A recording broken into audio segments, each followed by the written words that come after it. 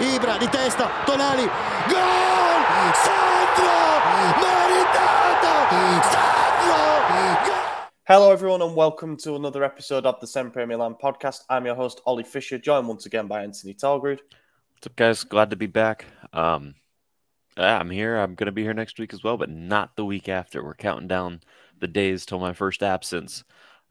So yeah, enjoy me while I last, I guess. But Madison's not here because he's not here often, and he's the polar opposite of my attendance level, I guess. But yeah, we got a lot of games to cover, so dive on in, I guess, huh? Yeah, let's fire into it, man. Have you even mentioned that you're going on the trip on the podcast? Because I feel like people are going to be thinking that you've got some kind of pact where you're resigning from the podcast in 2 weeks and not coming back ever again.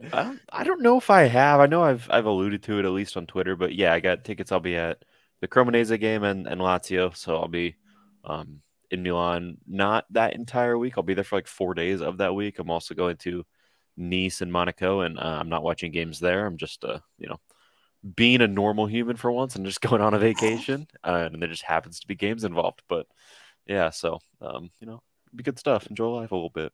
Yeah, exciting times, man. And as you say, we've got multiple games to cover in this week's episode. We're obviously going to start with the Napoli second leg in the Champions League, and then we're recording this the day after we managed to get a win against Lecce as well. And then we've got a massive game to preview in the top four bottle. That sounds pretty apt, actually, doesn't it, at the moment, considering what happened with Juve and Roma.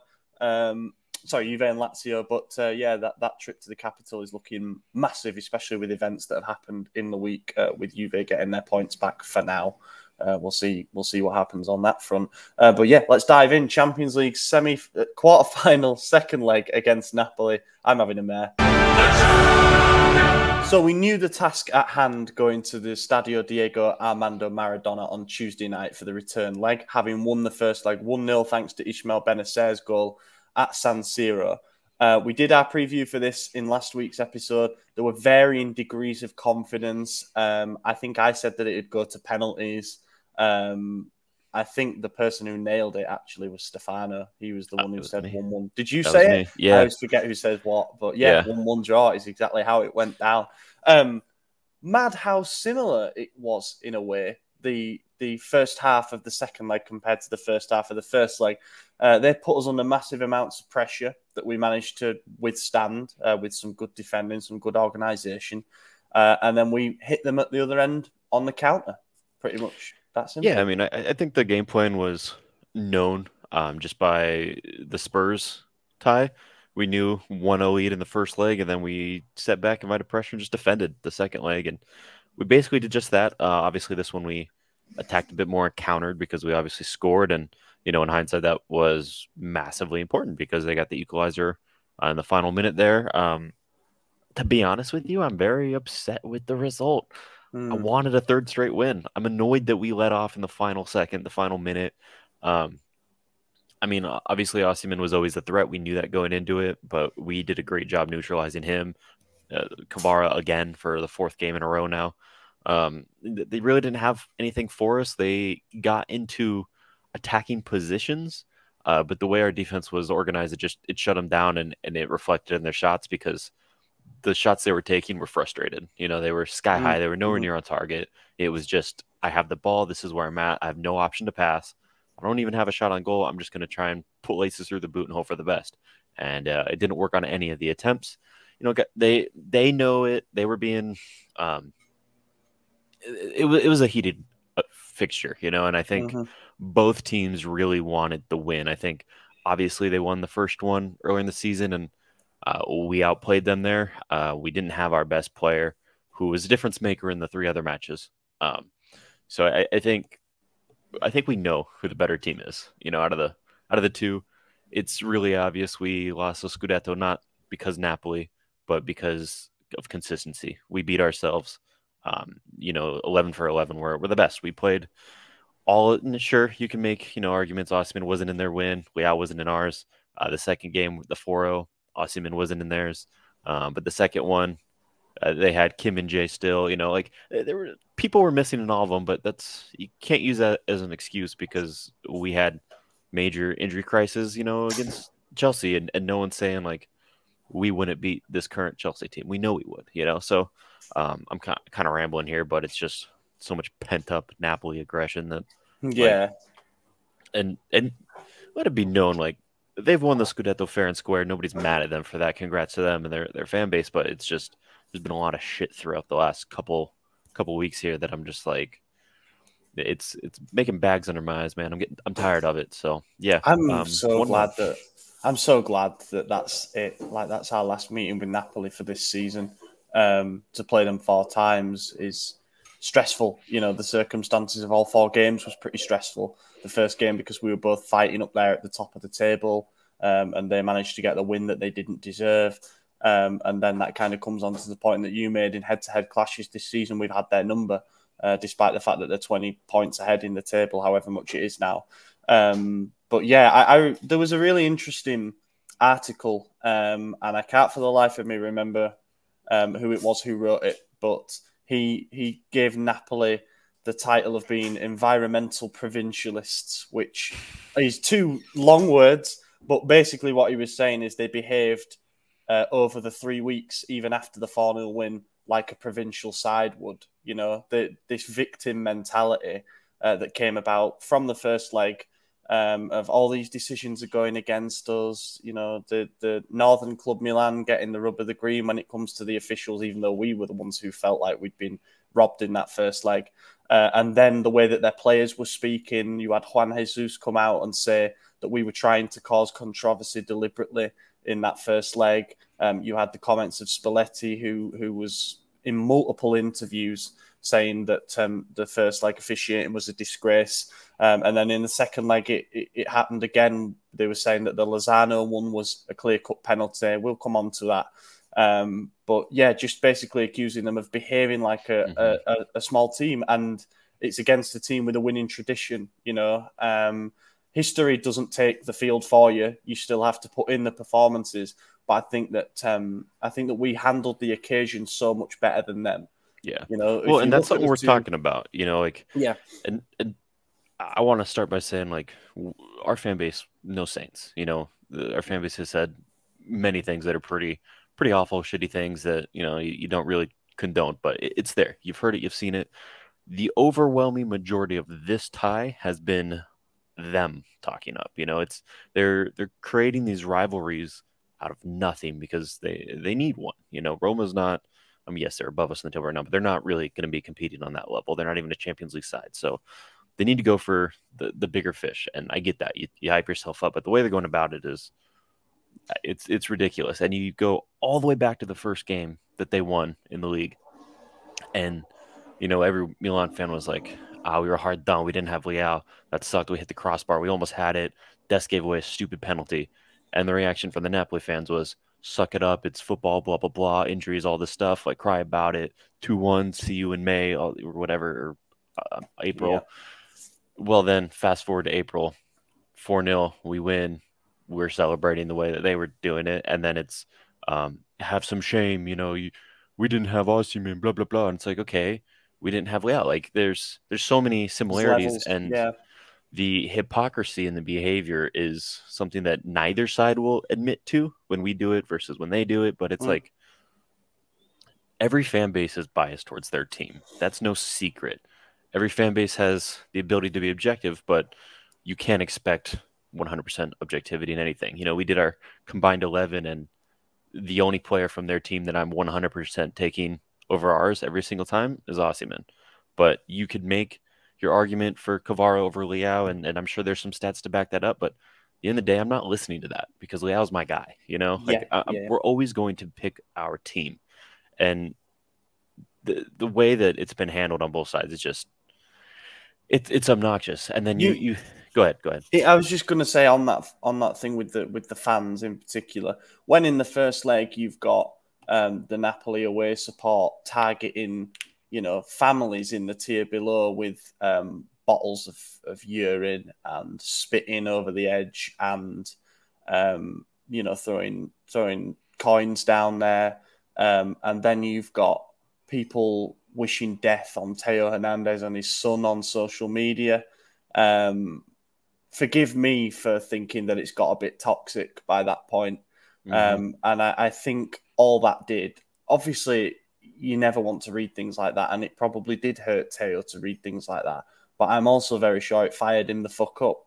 Well, we saw it. If you poke the beast, you do it at your own peril. We've seen this time and time again. So I think that when you put these two fixtures in a vacuum with the additional context of the 4-0 league win, it was always moving towards boiling point. And I'll just repeat what I said before. I think we handled the occasion far, far better, and they showed their inexperience a little bit. Like we had a couple of players who have played in Champions League quarterfinals before.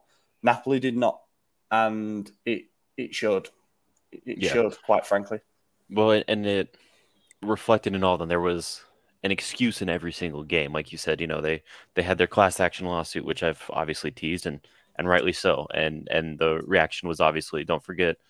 We put a petition for a replay, and I'm like, I didn't create that petition, nor did I sign that petition, and I thought it was just as ridiculous when our fan base did that. But that doesn't mean I can't make fun of your ridiculous section of the fan base who's doing equally ridiculous stuff, arguably less ridiculous if you think about it, because we actually were wronged. Whereas, but then they do that because refereeing decisions about yellow cards that were legitimate. In a game where we had 2 penalties not called for us, that was widely understood that they were penalties, and that's why that referee was removed, not because of the yellow card incidents.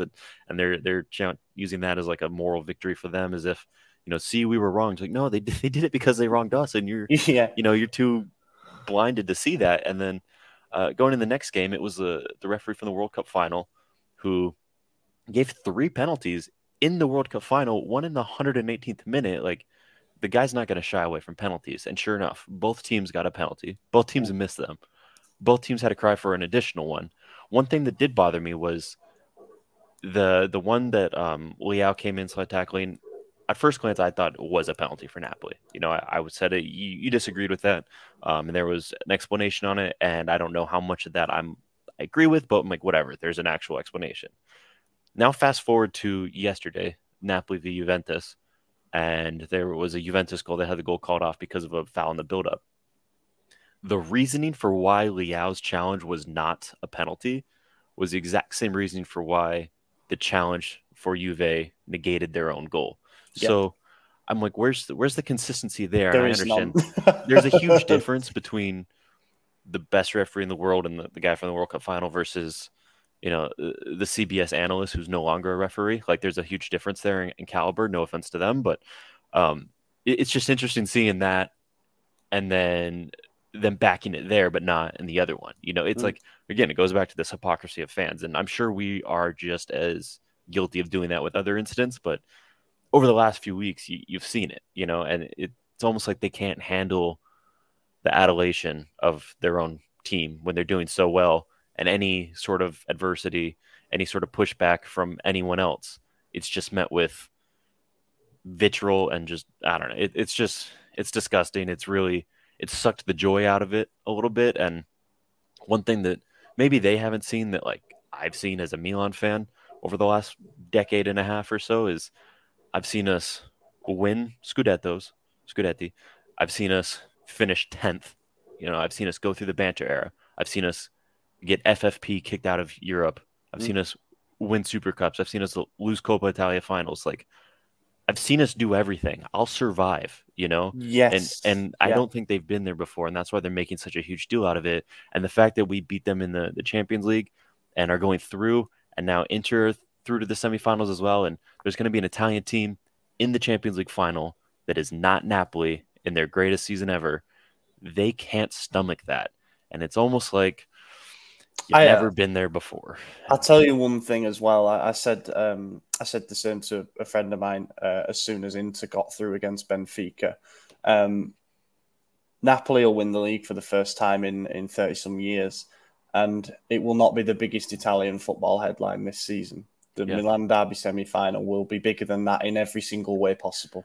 Well, it was declared, and that hurts them. It was declared an event of national importance. Yeah. Every TV in Italy is going to be playing that game. That's like a rule. It's huge. It is massive, and obviously we will do that fixture justice when it comes around. But yeah, on the game itself, I wanted to, we kind of link into the Napoli naivety thing. I wanted to talk about how they made the same mistakes over and over again. You thought they'd have learned after Leao absolutely ran rings around them in that 4-0 win, not to leave him in isolation in space in their own half. And yet they did so twice in the first half. The first one is what drew the penalty. No arguments from me on that. It was a late tackle. That was a clear penalty. Raheem should have maybe buried that, actually, the chance that he got, albeit it was a bit of a tight angle. But no arguments on the penalty there. He took him out late. It was nowhere near the ball. Was yards behind the play on that one. But that all came from Rafa's work. And on that penalty, there was a lot of cries for retaking the penalty. And on the replay, you do see, I forget the Napoli players, but you do see 2 or 3 of them. It was whoever cleared the ball. I think it was Juan Jesus is in the box with one leg and out of the box with another. And the justification for that was the leg that was in the box hadn't touched the ground in the box yet, and the standing leg was still out of it. And I don't know where that is in the rule book. I looked over it. I didn't see anything, but that is, according to the CBS analysts in the studio, there's a wording that they use, but that's the recommendation on the field. Yeah. And that's why it's not encroachment, because he hasn't gained any sporting advantage by having one foot in the air in the box, which, again, I disagree. But it negates the argument for offsides. If my hand's like this, what sporting advantage do I have for this being offside? If the ball hasn't even come to me yet, so it's again inconsistency in the rules there. But it was a poor penalty as well. I do want to say that Giroud has generally been pretty good from the spot for us, but I do think he telegraphed it a little bit. However, I am not somebody to tell a professional footballer how they should take a penalty in a Champions League quarter-final with that much weight behind it. Shit happens, as it did to Kvaratskhelia later in the game. But yeah, it was a save by Meret. When the roof blew off the Maradona after that penalty save, I must admit I was a bit worried. I thought that could be the event that's the momentum changer, because they were right on the edge of being pretty much out versus they're all of a sudden straight back in it again. And yet the noise turned to just deafening silence when Leao took the ball 74 metres from deep in our half to the other end of the field. He beat 3 players on the way. Bider's done a great analysis of this goal, which is worth watching on the channel. It's the post-match recap. But just Ndombele trying to engage. Nope, see you later. And then just Di Lorenzo not knowing what to do at all, whether to step up and try and take him out early or whether to just run backwards. In the end, he goes out the way as well. Rahmani comes across to try, just not happening at all. The poor guy, nobody can get near him, man. Athletically, it's something else. It is like watching somebody who has maxed out every stat on FIFA. It's like watching a 99 speed winger with 99 dribbling, 99 size. All that. It was video game stuff to see him run 3/4 of the length of the pitch. And then when most players would probably have it in their head to blast it into the roof of the net to try and finish it in the best possible way, he picks up his head and he sees Giroud wide open in the box. And that, to me, is the most satisfying part of the goal. Genuinely, for him to have the maturity now in his game where he's like, I've done the hard work now, but I want an assist for this, And he just sends it over, and Giroud, right place, right time, manages to make up for the missed penalty. But that must go down as one of our best ever goals. My favorite part about it is something that happened off the pitch the day prior. Milan put out on either their Instagram or their TikTok, I don't remember. I saw it reposted on Twitter. But it was a yes or no kind of thing with Leao. And the question was, have you ever shot when the better option was to pass? And he laughed and said, yeah, I've done that. And then the very next day, he could have taken the worst option, which was to shoot and probably miss from that angle. And he was selfless and passed, and we scored and we win. So that was the goal, man. That really did take the sting out of everything as well. As I say, their crowd were up for it after the penalty save, and to score at that moment as well, late in the first half, it really did suck the life out of the Maradona, and that was going to be their big advantage. And after Napoli had so much of the possession, I won't say they had so many chances because they didn't really create in the way that they'd have hoped, but they were certainly still in the tie at that point, and it left them with a mountain to climb in the second half. But we can essentially now skip forward to the last 10 minutes when it all got a little bit chaotic. Tomori's handball, do we have any complaints on that? Me? No, because I've seen it get called so many times. Yeah. I'm like, it is what it is, But then again, the in-studio ref said that was wrong. It shouldn't have been one. And her explanation was that it was like, I can't remember if that was like, shoot, I already forgot the word. We call it like about a natural game dynamic where he wasn't enlarging his body. You're supporting your body or something like that. But on the flip side of that, like, if you watch that pass, he's still obviously sliding in. So if the hand's not there, the ball is going through and it's probably finding someone. So to me, it is a penalty. I'm okay with that being a penalty. And I don't think anyone had an issue with that. No one was. We'd want it called our way. Exactly. So exactly. Yeah. We would. I totally agree with you.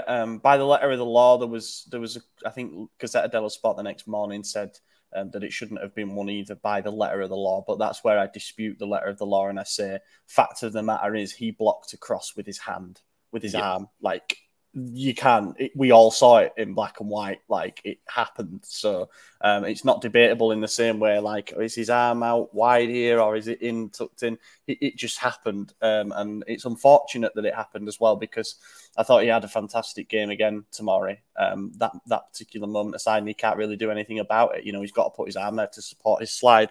But then Big Mike, Magic Mike, steps up. It wasn't that bad a penalty. He just read it perfectly and tipped it away. I heard a stat actually from a Napoli fan, Napoli Sansone. If you're on Twitter, I'm sure you've seen his tweets. But he said there was no reason Kvara should have taken that because he's missed like 3 of the 4 penalties he's taken, and Osimhen has like, I don't remember his record or what the percentage was, but a significantly higher one. And I agree, Osimhen's that guy. He should have been taking it, Yeah. So I don't know why Kvara stepped up, other than he was frustrated for being shut down against Milan in 4 consecutive games. That's the only reason you step up for a penalty you have no business taking. Yeah, I think that there was quite a lot of dialogue after the game, and rightly so, about how Calabria did a pocket job on him 3 times in the space of 3 weeks. And that's great, because we're all for praising our guy, especially after Calabria had some pretty torrid form at the start of the year and then had the injury, but he seems to have come back a stronger and better player for it. But I thought Kvara probably had his best of the 3-game set. He actually wriggled his way into dangerous positions 3 times during the game. The problem is that the first 2 times he leathered the ball over to Barry, like it was miles away.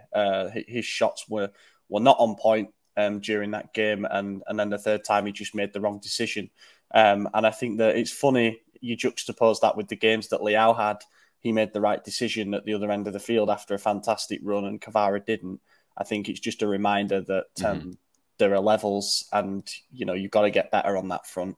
But yeah, that was it. The mighty Napoli. There wasn't really an awful lot. I felt like the vast majority of this game was us letting them have the ball and just backing our organisation. It was, and I absolutely hate that. To be honest with you, it's my least favorite thing in the world. I think that is a small team mentality. Not that we are one, so don't flame me in the comments.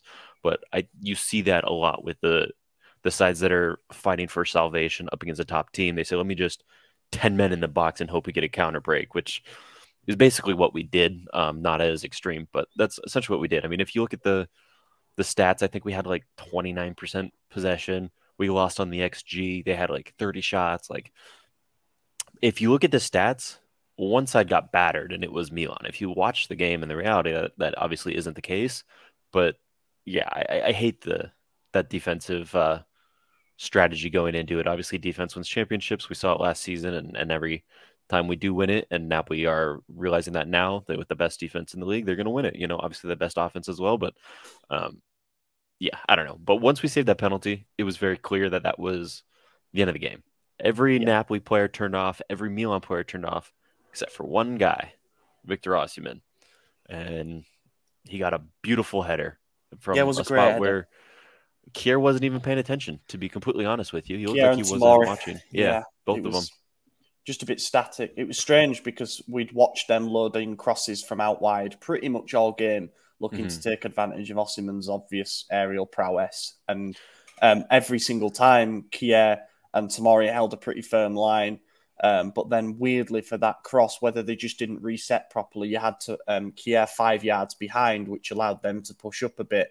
And then you had Tomori not really knowing who to mark, and they took advantage of that. And it just shows how well we did in the other 90 minutes that preceded to make sure that didn't happen. We were first to absolutely everything. And I think Osimhen might have been a bit rusty, that happens. He'd only played 20 minutes in like 3 weeks prior to that, and that came in the last game against Verona. But we kept him quiet and we stifled him. And I think you saw in the Juve game last night, which Napoli obviously won 1-0, how much he can run a game on his own when he's on it, Yeah. But we never gave him and the goal scorer in that game was the guy who replaced Kvaratskhelia, who's just not had a good time since playing Milan, But final thought on Napoli-Milan. After they scored, game management from Mike to grab that ball and just on a yellow card. On a yellow card, he did this. He really should have probably got a second yellow. And it should have added another about 40 seconds to the clock. But the referee called it right at 94 minutes, which I guess is harsh on Napoli by letter of the law. But at the end of the day, it's 40 seconds. Are you really going to, are you going to run away and win it there? They still had time to load up one more attack. But when they pumped the ball long, it was just nowhere near anybody. And that was when you knew it was game over. But yeah, as you said, he blew it right on the... And one more thing as well, on as you mentioned there about yellow cards, we all thought going into half-time that Tonali was going to be banned for the first leg of the semi-final, and then it turned out it was Teo that got booked and not Tonali. So we managed to escape any suspensions going into the semi-finals against Inter, which is so weird. I don't know how the ref fucked that up because he showed the card to Tonali. He just 100% didn't showed the card I to guess. Tonali. Yeah, Teo has in that game bright pinkish hair, and Tonali has long black hair, so I don't.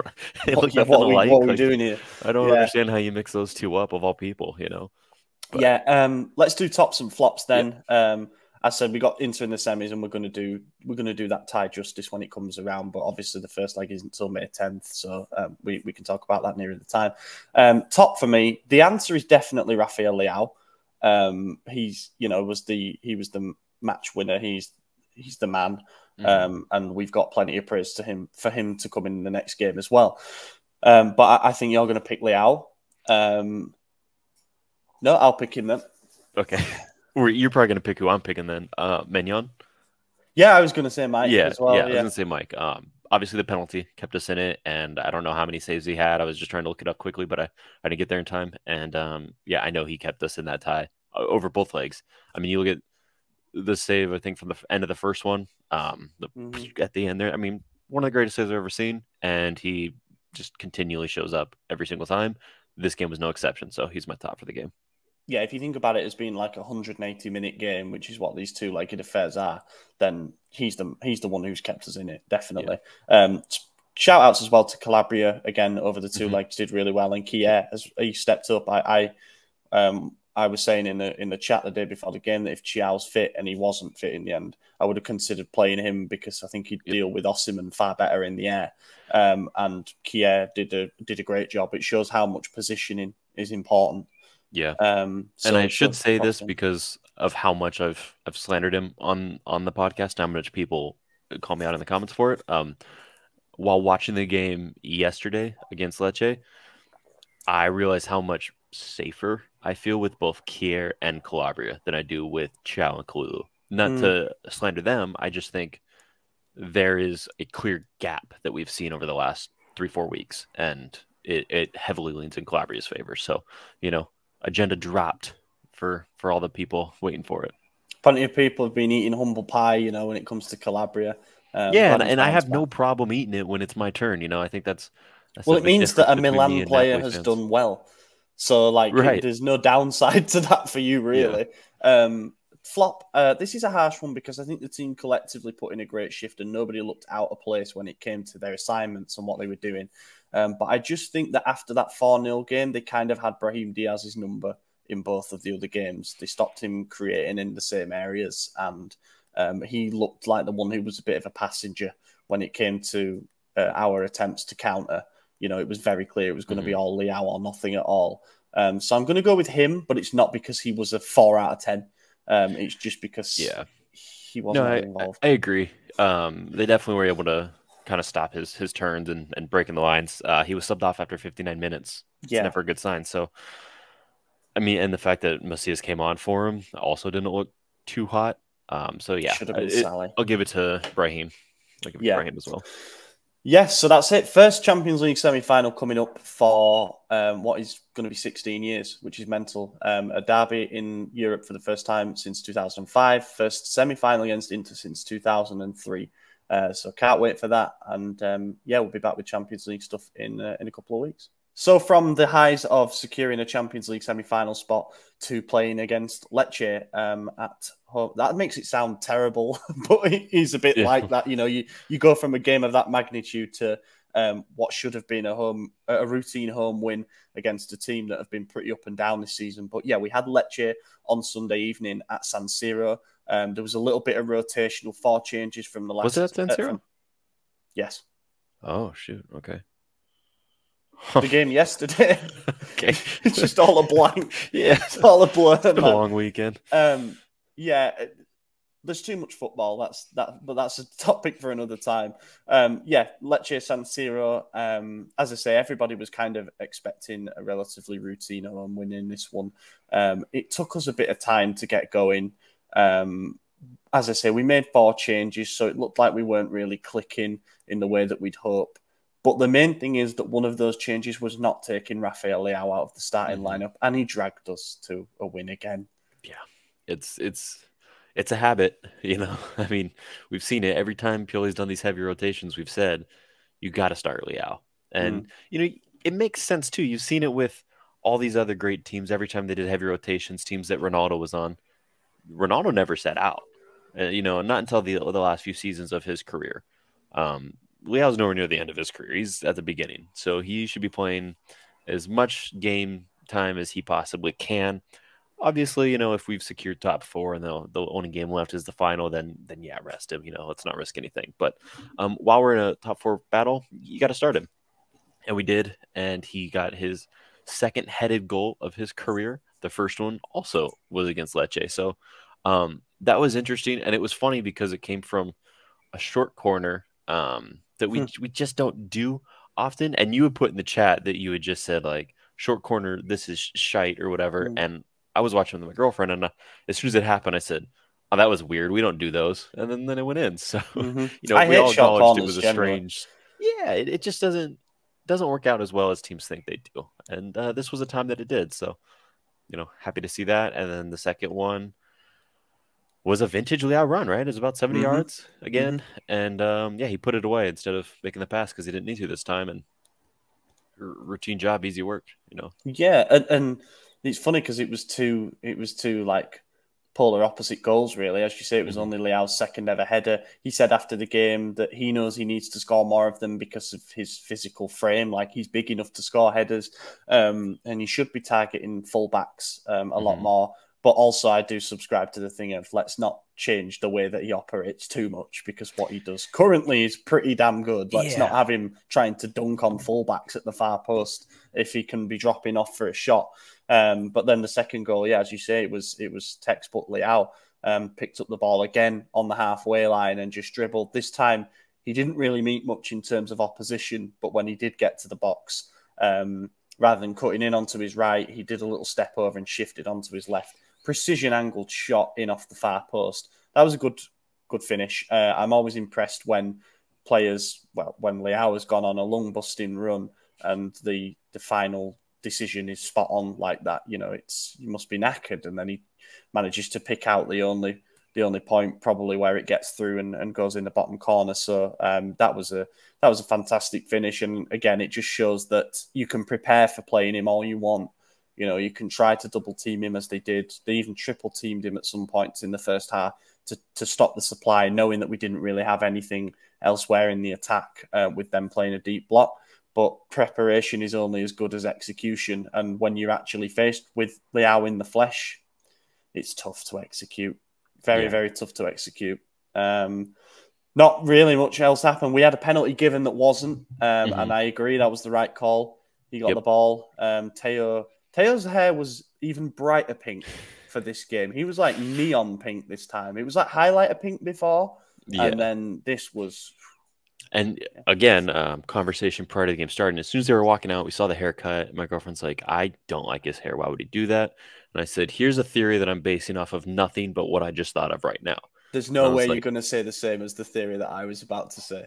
I said because this man flops at the slightest bit of contact, that highlighter, it's going to show up in the peripherals of the referee's eyes, and he's just going to see it tumble and say, "Oh, yeah, that's a foul. There's a card." And it worked. We won a penalty that was not a penalty because of it. Then obviously after VAR, they took it back. But yeah, that's the only thing I could think of. Mine was more private life speculation. He dyed his hair blue and then announced that he was having a son. And I wonder if we're going to get an announcement that him and Zoe are expecting a daughter, potentially. But that'd be cool. Look, I can say no more than that. Like, it's private life speculation that I don't feel really comfortable saying, but I just want it to be on the record if it does then come out, because it's pretty obvious pink, you know? But Giroud's reaction when he saw it in the warm-ups was so funny, man. We tweeted that out, so go have a look on Twitter. It's probably been the most viral thing that we've put out. But he turns to one of the staff and he's doing the hand gestures as if to say, "What is he thinking?" But no, I saw so many tweets and it was like spot the difference, and it was Teo and then one of those like troll dolls with the bright pink hair. Yeah. Unfortunately, it didn't help him win a penalty. He drew the initial penalty, which I suppose is a win, but yeah, it was rightly overturned. And before we scored that opener, things were a bit more up in the air than you would like. You would expect us to dominate the possession and the territory in a game like this, which we did. But then Lecce hit the post with a header from point blank range that really should have seen us go a goal down. And that was defensive inattention to let a cross go all the way to the far post and nobody was picking up their man. So that was a bit annoying to see. And it's kind of what you said with Xiao and Kalulu on the right side of the defence, just putting us on edge a little bit, you know, because perhaps positionally, awareness-wise, they've still got a little bit of work to do. But apart from that, it's another clean sheet. Very, very happy with that.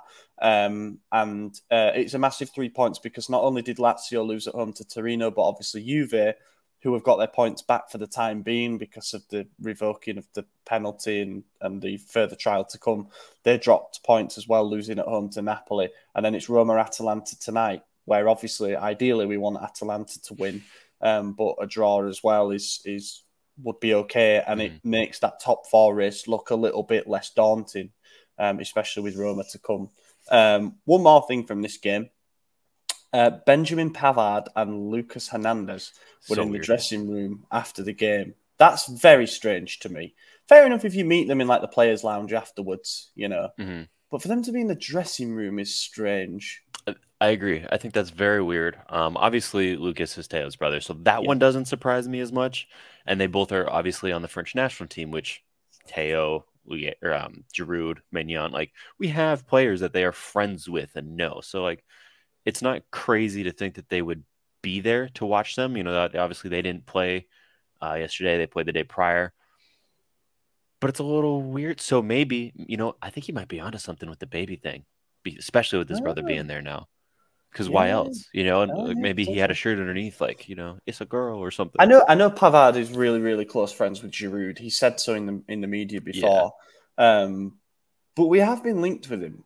And they're both available for free at the end of this season, right? And next, I think it is. They're both 2024. Okay. But Pavard, it sounds like he might not renew with Bayern, and he can play centre back, right back. So whether he's a good fit for the squad or not, I don't know that. Again, that's probably something for another video. But yeah, I just found it interesting that they were there. You never hear of stuff like that really, and for it to be two current players on another European team who also had a game this weekend It just was a bit strange. And a huge team, one of the top teams in the world. And the huge part about us being in the semifinal is Bayern didn't, and now Bayern, a club who's universally looked at as a club who's like, okay, you come here, you're guaranteed a league title. You're probably going to get a cup title. Obviously, they didn't get it this year, but and then you have almost a 25% chance of always being towards the Champions League final. And now they see Milan's a team that made it further than them in the bigger competition. Now we become a destination again. So, there's a lot there. But yeah, to tie it back to Lecce, we were the only team to get a yellow card in that game. And I can't tell you how many times I saw fouls from Lecce not get called. Like the first half officiating from Daniele Cifi was some of the worst I've ever seen. It was appalling. It really was awful. And our players had a good, valid point. Every time they complained, they said, look, you carded Chow for really not even anything. He's got his hands under the dude's arms. He's not even grabbing him or anything like that. And they're at the halfway line. It's an inconsequential point of play. And he gets a card for his first foul 20 minutes in. And then you see Leao on a breakaway to be in on goal, and he gets yoinked by his shirt, pulled down, and not even a whistle.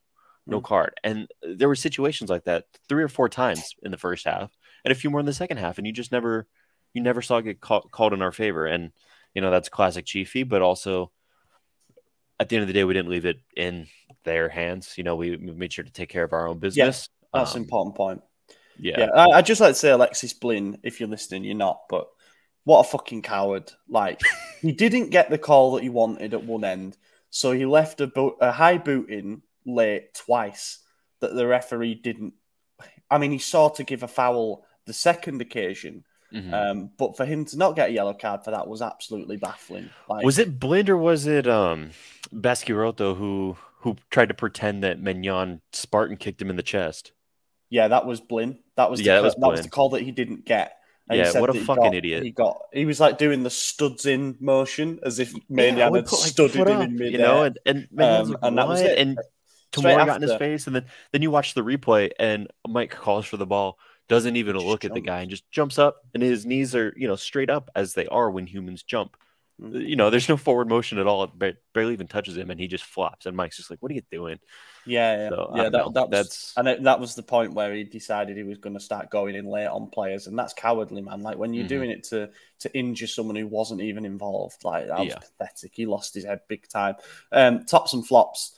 Then top, it's the guy again. It's Rafa, man. He's it's important that he got a goal at home. It's been a while. We'll say that. And it was nice to see the surf celebration again at San Siro. That was fantastic. But match winning brace was the man who looked like creating all of the danger that we managed to generate.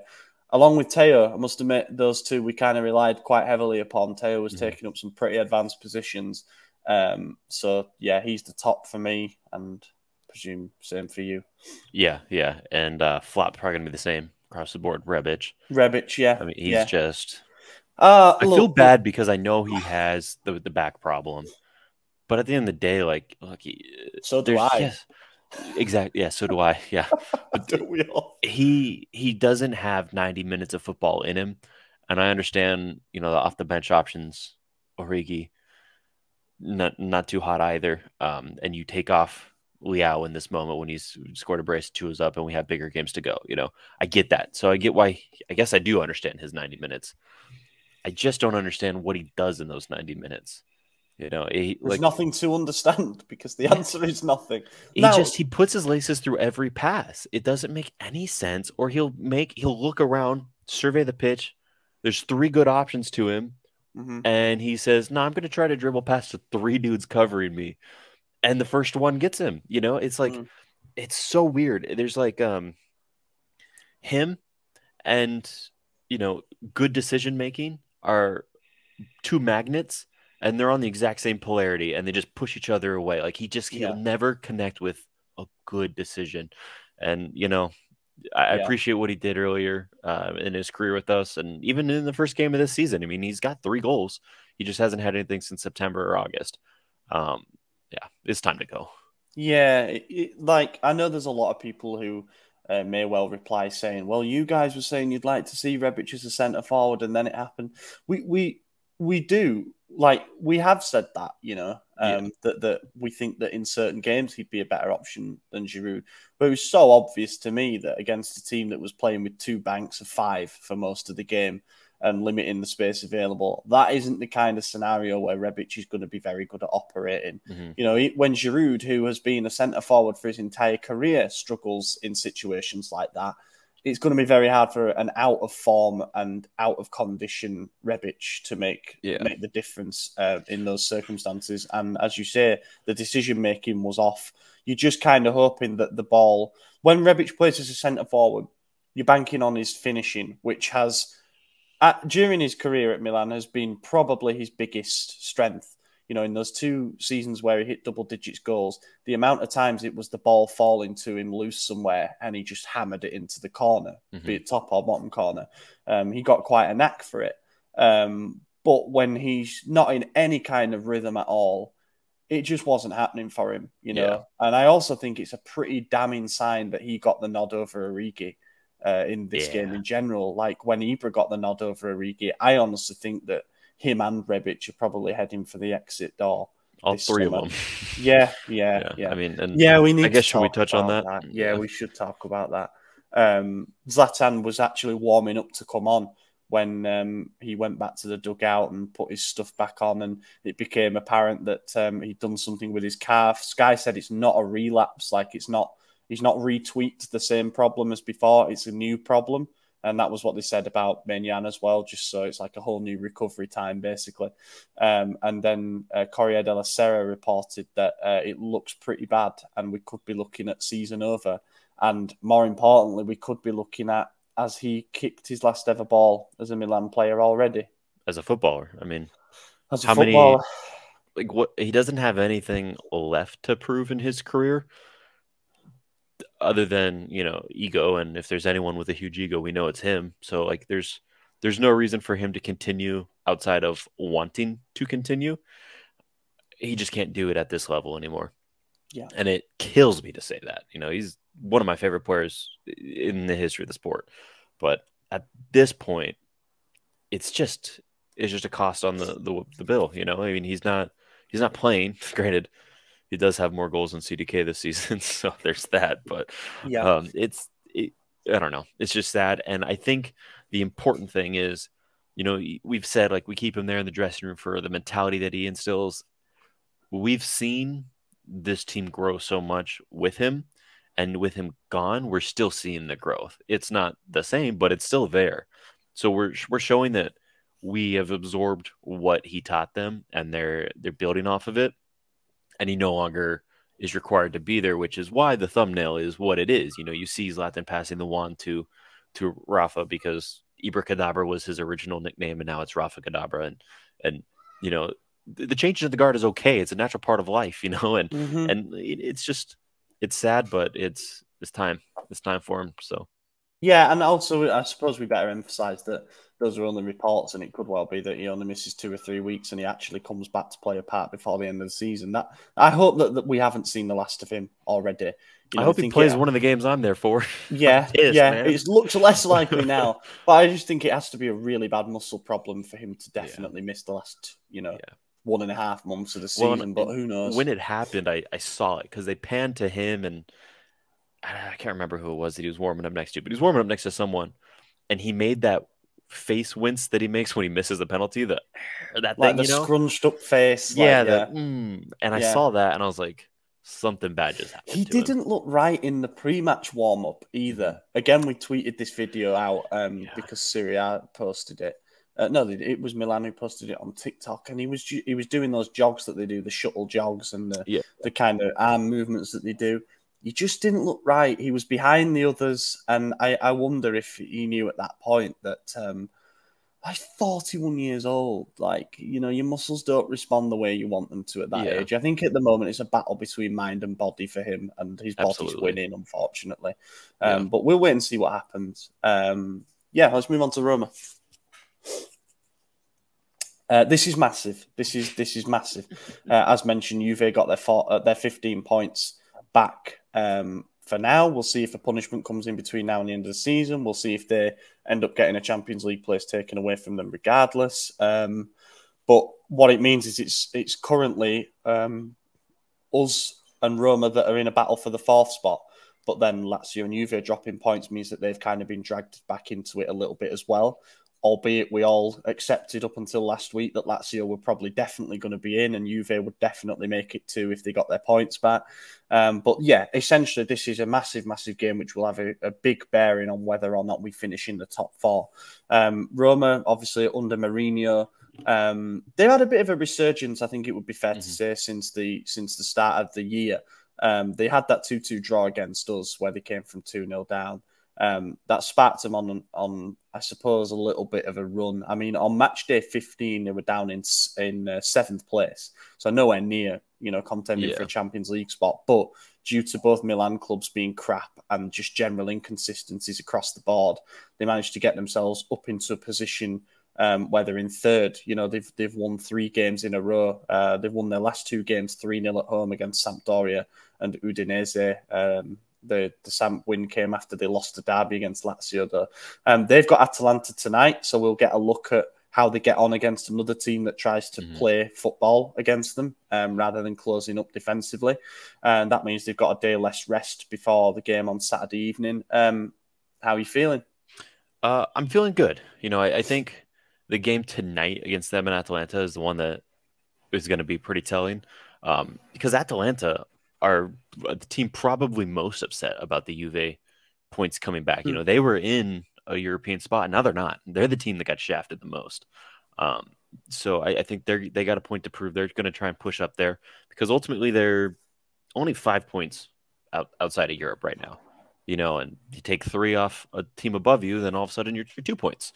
So they have an option or a desire to get there.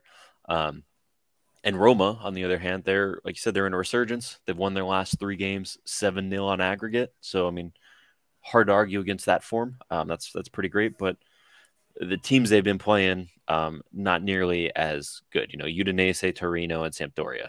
Like, take your pick, The thing that I know that gives me the most confidence is the 2-2 draw. The fact that we were 2-0 up and then tied in the 87th and 93rd minute of that game. And that started our skid, our downfall. We saw our response when Napoli had wrapped shit up and embarrassed us. We've hit them 4-0. Do we really think Roma is not going to be someone we want to respond against? When it's a must win for top 4 when we're tied on points with them right now, technically, throw a little asterisk up there. We have a draw. They have, I think, 2 goals better than us in goal difference. So we can't draw. We have to win to get the head-to-head on them. And we have to hope that they drop points somewhere else as well. So it's a big hurdle, but it's not one that we aren't up for. I do think we're going to take this game seriously. And I think we saw the rotation. That means we're going to probably play the Champions League lineup in this game and see what we could do, go all out. After this game, we obviously have some easier games in Cremonese. That's it. That's the only easy game. Cremonese and then Lazio, which is the tough one. But so I think it does make sense to put the best lineup possible out in this game and hope for the best. And I think we'll probably get a result. We have Mike back. Tata was in when we played him last time as well. Yeah. So, there's a lot more to say there. And both of those goals, I think Mike would have saved in the first game. I think we take this one. I think you could look back at our season and the most damning results more so than all the big losses in January and March. You're going to look at the draws. And right now, just off the top of my head, I can think of 8 points that we shouldn't have dropped from draws. 8 points that would put us 2nd place, 3rd place. I don't know where it would be at the table, but we have a chip on our shoulder and we're going to go out there and we're going to take this dub. I have no doubts about it. Yeah, I hope you're right. I think that stylistically this could be an interesting one because if Roma are above us, let's say they beat Atalanta and they're 3 points above us going into that game, they don't.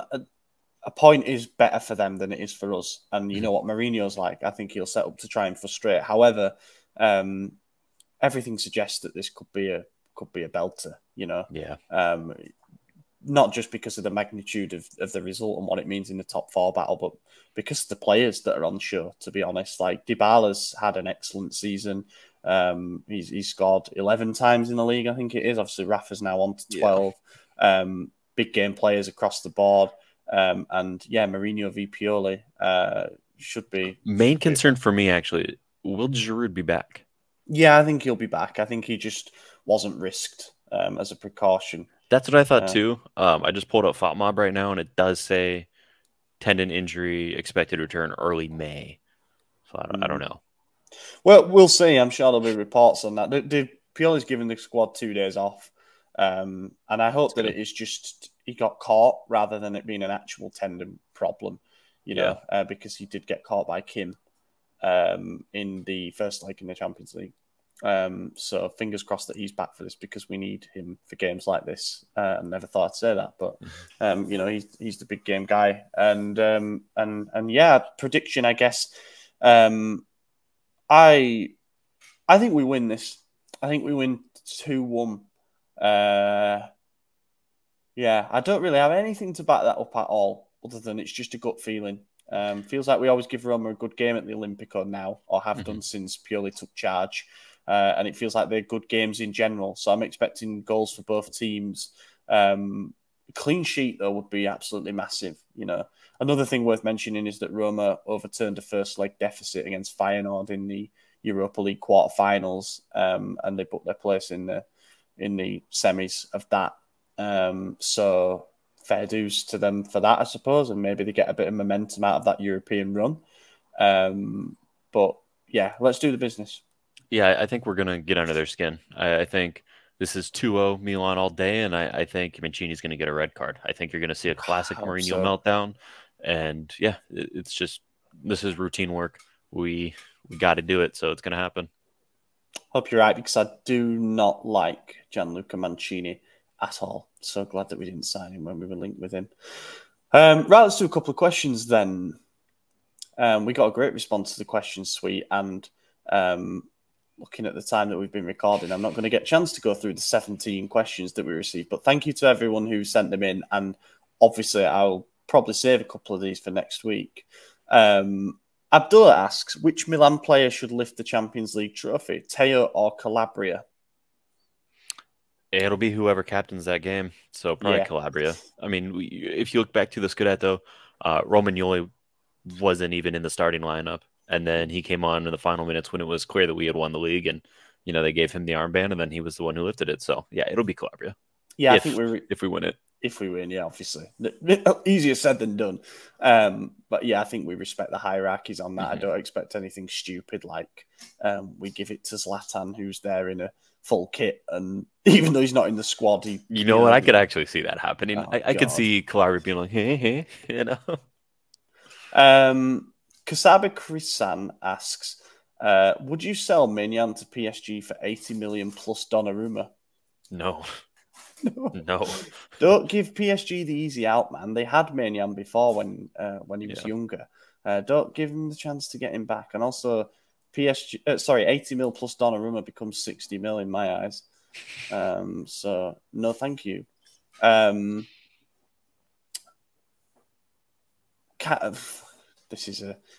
This is a tough one.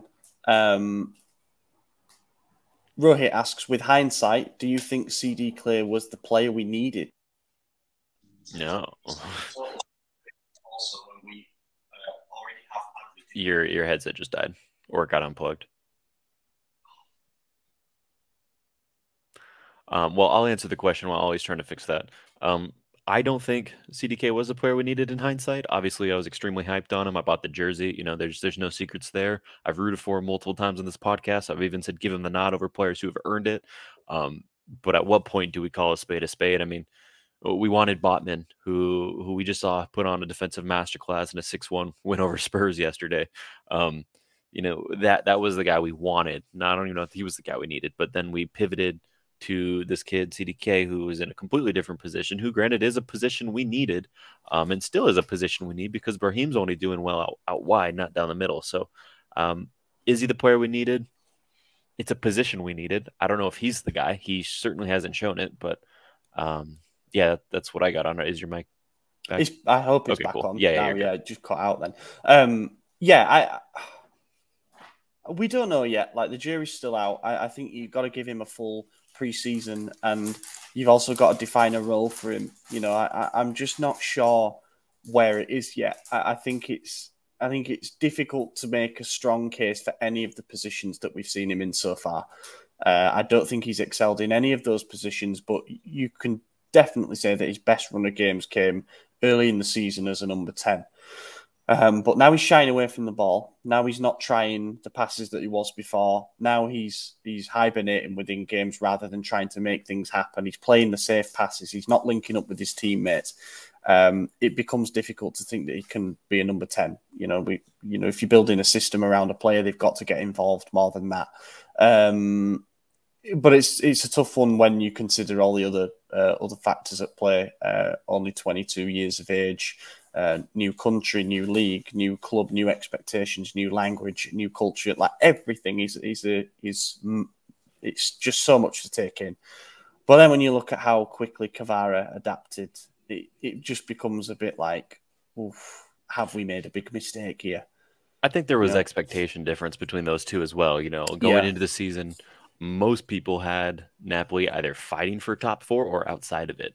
No one had them winning the league in April. That wasn't ever a prediction.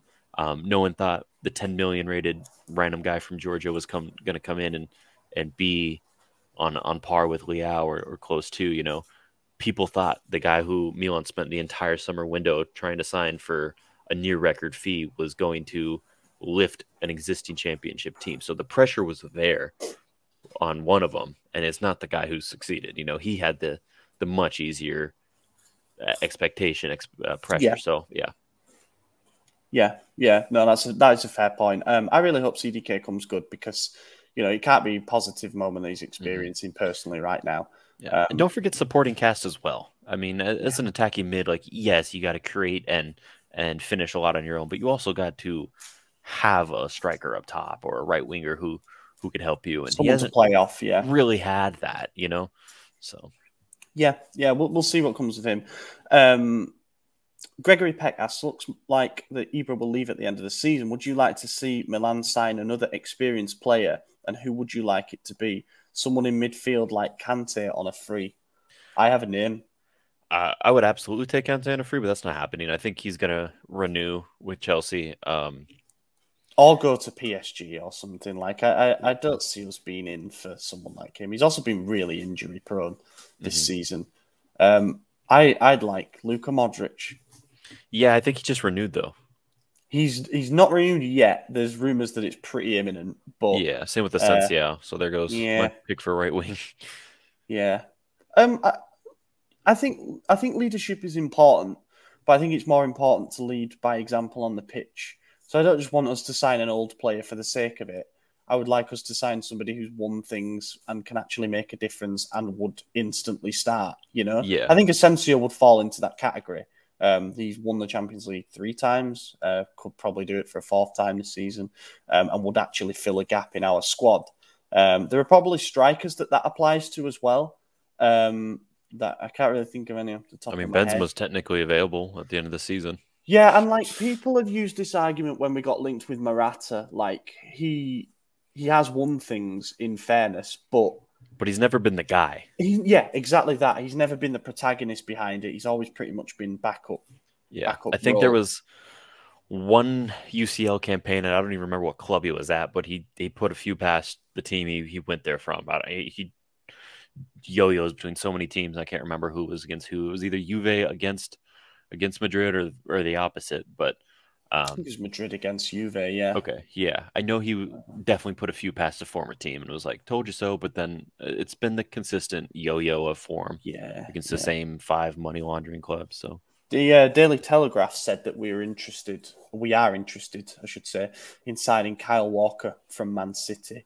I guess he definitely falls into the winners mold. He's not won the Champions League, but he's won absolutely everything else that there is to win in England.